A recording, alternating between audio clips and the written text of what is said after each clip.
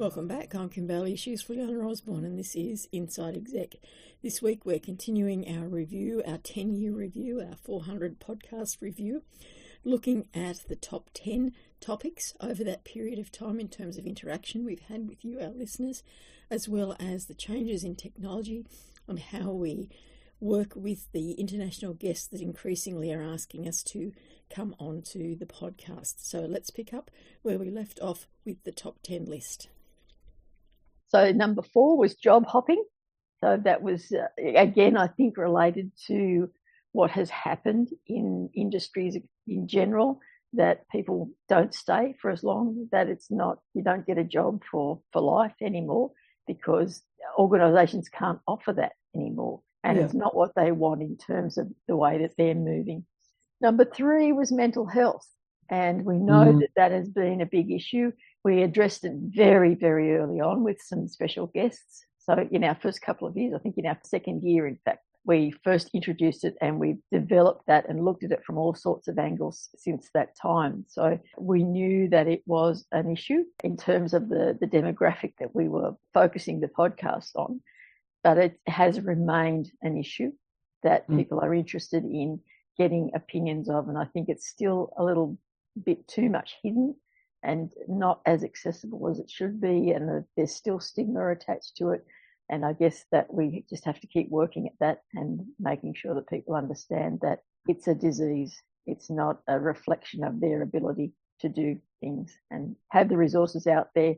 There's lots of guests we've got there that you can reach out to and get their information, do it anonymously, visit their websites, listen to the information that they've got, and benefit from their expertise in that area because they're doing it because they know there's a huge need for it out there.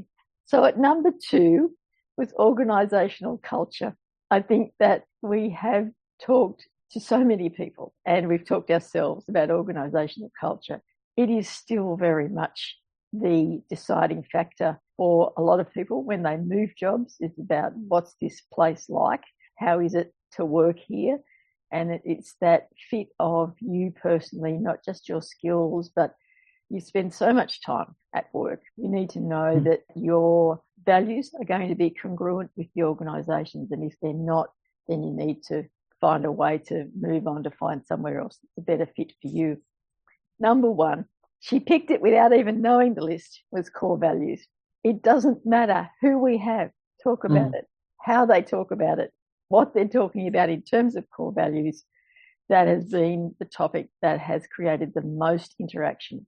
We talked about it very early on. It was one of our top 5 topics that we wanted to start with when we started, and it continues to be an issue. And I think that core values and the organisational culture and mental health, those top 3, and job hopping maybe to a certain extent, are the ones that will always be with us. They're the ones that create the most confusion in people's minds, aligning them up in one to the other. And so that's our top 10 topics. Obviously, we've talked about lots of other things, but they're the ones that created the most interaction over the last 10 years. And it wasn't that we did one early on and it had a big response. It was that all of those we've revisited a few times in different ways, and they've always, each time, got some interaction that's added to the list. Yes. I think one of the things I just mentioned earlier as well, one of the things that reinforced all the time is that as humans, we like learning from each other. And that's why you find the interest in these topics, in these podcasts, in coming to Inside Exec. It's because it's hearing it from people whose journey or have views or whatever. It also talks about, is that going to continue? Absolutely, yes, no matter what the technology is, no matter what. So, for example, why they liked the podcast and how they liked it was based on the fact that they can tap into it anytime, that they can be doing other things, driving, gardening, whatever. And they particularly like that they kept short, which means that they can, then 10 minutes, they can hear what they want to hear. They can search by guest or topic and are able to just get what they want when they need it, just in time sort of thing. Now, there'll be more technology going forward. There'll be more ways to do it. But I believe, my view is going forward, people always like to learn. And if you go back to ancient times, the storytelling was how we learned from what happened before us and how people found things. And I believe that will continue in different forms. How it is or whatever, it will be more efficient, more, you can see people like videos, which they didn't have in the storytelling in the early 1900s. But the same message is, it's great that people can share. It's great that people can refer to some experiences and just think about those and then make their own way in life. In terms of the technology, one of the notes that I put down is that the technology changed from the very first time over those 10 years. We started out recording at Fuliana's home using the Mac, which I was not familiar with, but I was more familiar than herself was. And we used external microphones, and it's just such an interesting progression, because we really were still at the leading edge of the technology of the time in terms of what we wanted to do. But we moved from that venue to looking for meeting rooms within the city so that it was easy for me to travel and get there and have some time.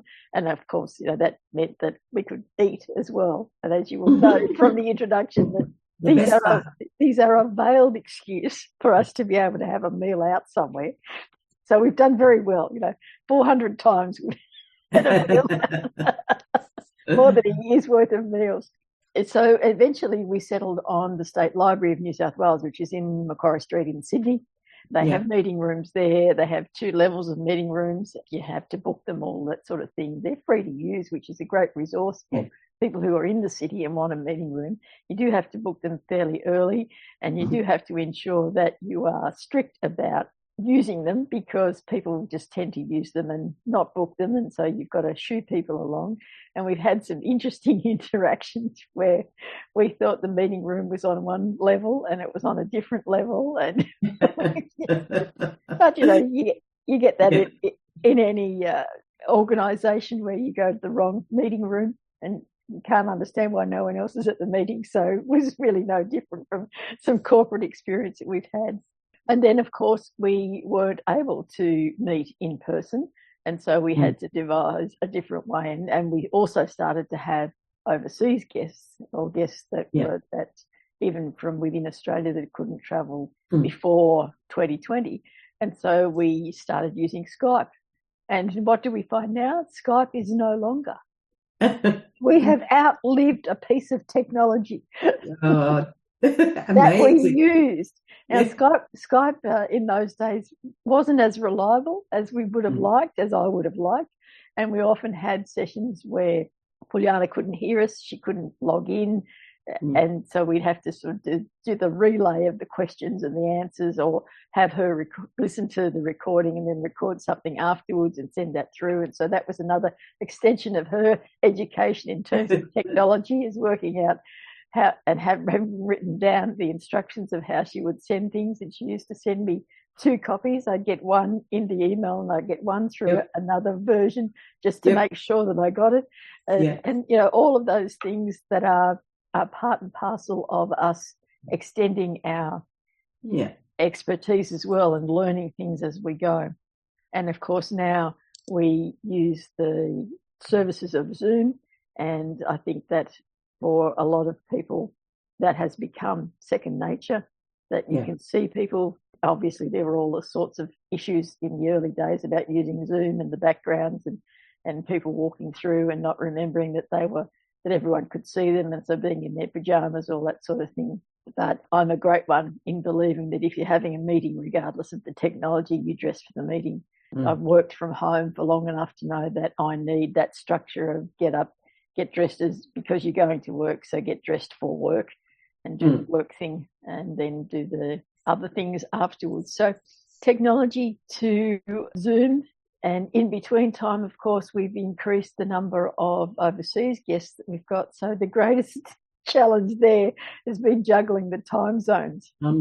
Yes. Because we obviously, with our schedules, we meet once a month to do our recordings, and we'll do a session where we'll record a number of different topics, and then I'll edit them and spread them out for release over the next month or so. So trying to organise time zones in Europe and the US that fitted in with, that were reasonable times for us around what would normally be our recording day. And increasingly with guests, they are approaching us rather than us approaching them. My overall generalisation is that there is a group of people in the US who can simply not do time zone conversions. And we had one guest who missed the sessions probably 4 times before we eventually got to the stage where I just said, it's this time for you, and didn't put in what time it was going to be for us, so there was no confusion at all.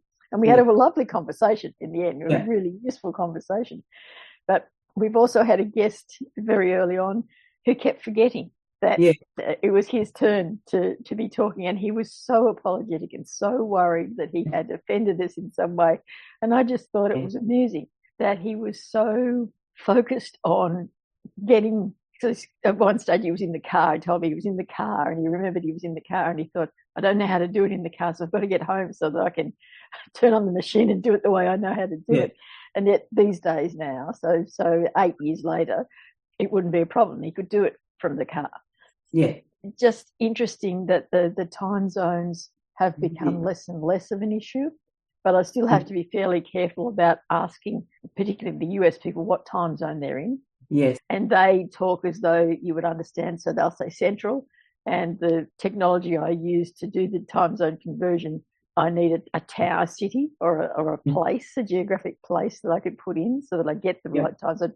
And it just gets confounded when we both have daylight saving. So there's a certain period time of the year where we're both in Australia and in the US there is daylight saving, but of course there's not daylight saving for everyone within Australia. So then we have to juggle that as well when that happens.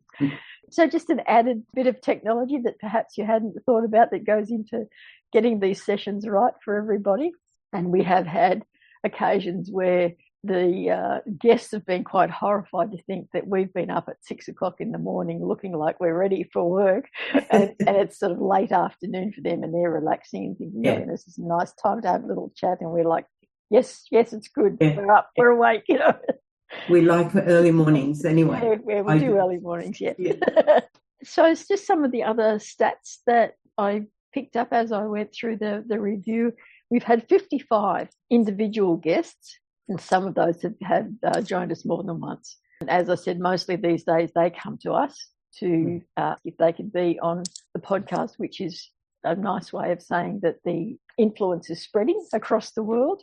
And in that time, in that 55 individual guests, only one of those told us that we couldn't broadcast the session because her employer had denied us permission to do that. So it's just interesting that there's still a degree of concern out there about commercial information, even though there wasn't really any commercial information in the session. And they listened to the session beforehand. They always allow people that opportunity.